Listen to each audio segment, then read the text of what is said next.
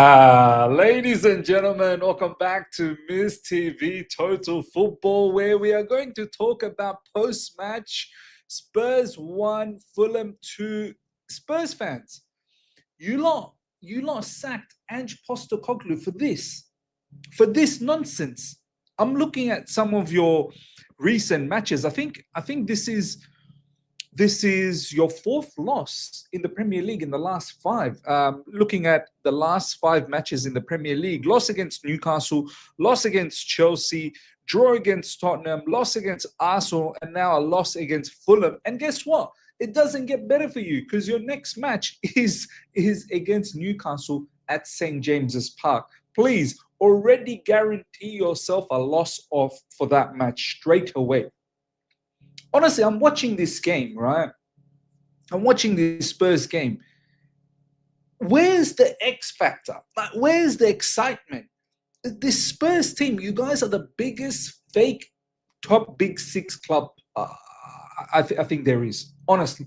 At least with Man United, they've got history, they've got heritage. They still got quite a bit of pull, right? Because at the end of the day, it's Man United. But Tottenham Hotspurs, you guys are only big because of your stadium and the revenues you guys generate. Besides that, you are the fakest top big, big club. Seriously.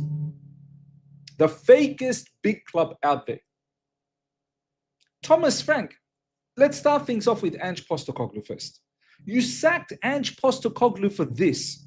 Honestly, somewhere Ange Postecoglou is having the last laugh. My Australian compatriot deserved. This is what I said at the end of last season when he got sacked. I said, Spurs fans that wanted him gone, right, badly. I said, what do you guys expect? What do you expect from Spurs? What is your ambition?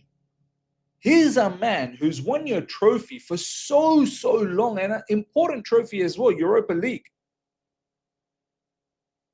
With the abysmal season that you've had last season, with a plethora of injuries, you sacked the guy that brought in a trophy for you. That just sums up Spurs' history, Spurs' lack of ability, their nature of bottling things.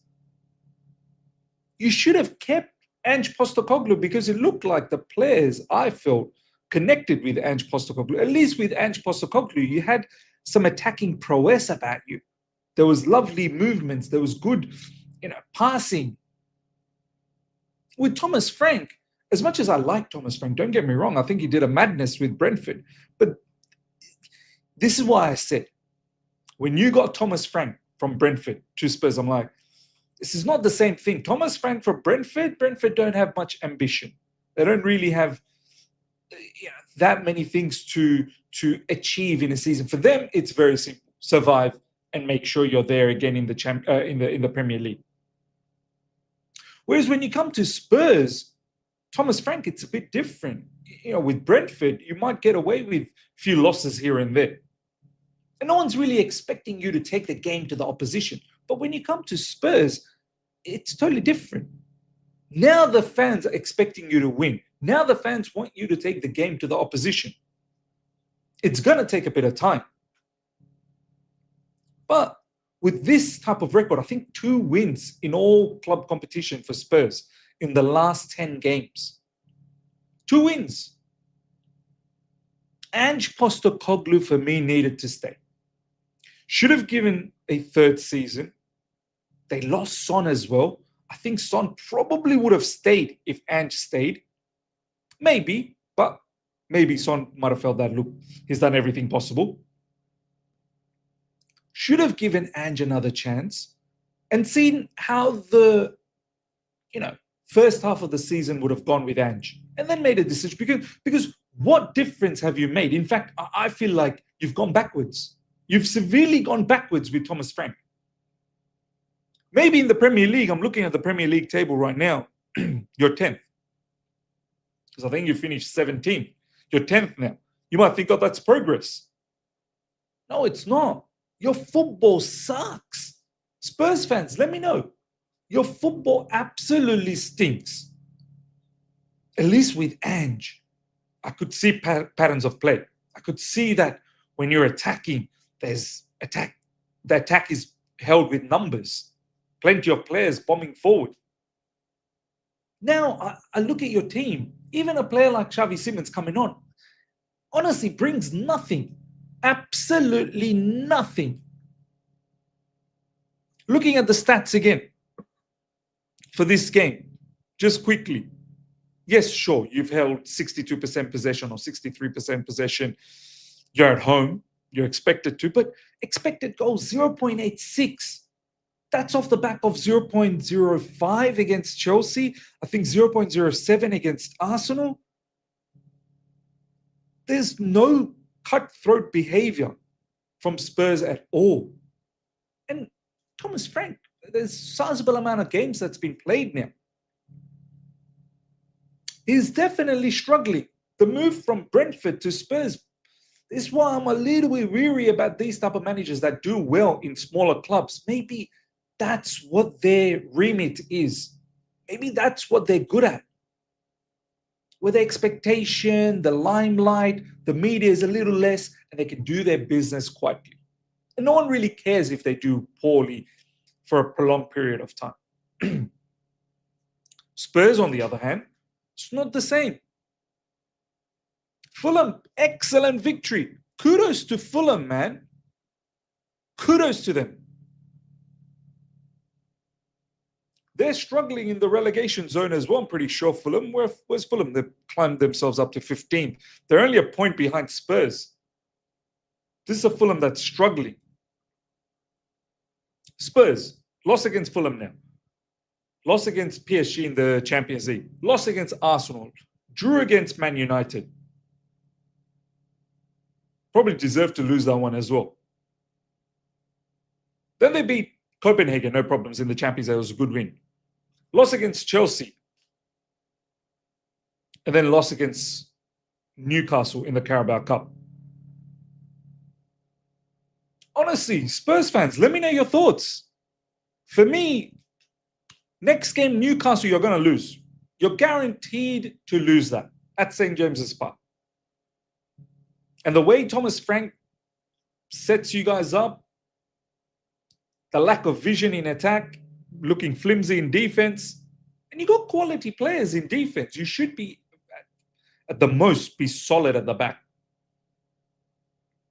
At this rate, honestly, how can you prolong with Thomas Frank anymore? And you really need to ask yourself the question, why did you sack Ange? Why did you sack him? With Thomas Frank, I don't know. I guess your only option is maybe persevere. Maybe endure all these losses and persevere. See what you can do in the January window. You've got quality players as well. Xavi Simons, Kudus. But you're incapable of doing anything. I reckon, to be honest, Thomas Frank, the way he's going right now, the results, he's not going to last long. A loss at home to Fulham. You're definitely going to lose against Newcastle, and that just keeps building on. And after that, it's Brentford. You think Brentford's going to be easy? That's going to be Thomas Frank derby. Brentford's going to be fired up, and Brentford's actually doing well. You're finito, Thomas Frank. And for Spurs, another season there, you can absolutely chalk it off. You can chalk it off. And you know what? To a certain level, me being a Chelsea fan, I find this quite entertaining. I really do. I find it very, very entertaining. You did a dirty on Ange Postecoglou. You really did. And in fact, you've done dirty on many other managers prior to that. Antonio Conte told you guys publicly what's wrong with your football club. Honestly, joke of a football club, man. Massive joke of a football club. It as I said, fakest big club out there. Fakest top 6 big club out there. I honestly don't know why some of these good players even think about going to Spurs. Xavi Simons, I hope you're enjoying your time at Spurs. Kudus, I hope you're enjoying. Mess. Proper mess. Let me know your thoughts, ladies and gentlemen, in the comment section. Smash up the like button if you're here for the first time. Subscribe. Is Thomas Frank going to get sacked soon? Was it wise to sack Ange Postecoglou? Let me know your thoughts about those two things in the comment section, because I want to know about that from you guys, especially Spurs fans as well. Until then, everyone, take care. See ya.